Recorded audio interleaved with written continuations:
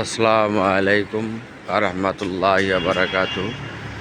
সিরাজগঞ্জ শহরের ভোরের সকাল, ফজর নামাজ আনতে ভিডিওটি করছি। আমার এই ভিডিওর মধ্যে আজকে দেখাবো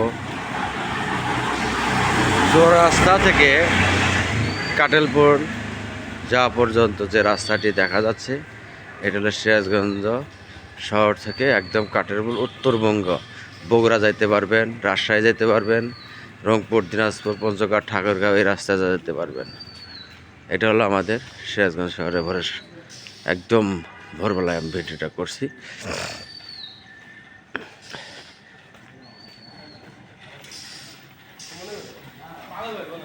এই যে সেন্ট্রাল হাসপাতাল দেখা যাচ্ছে।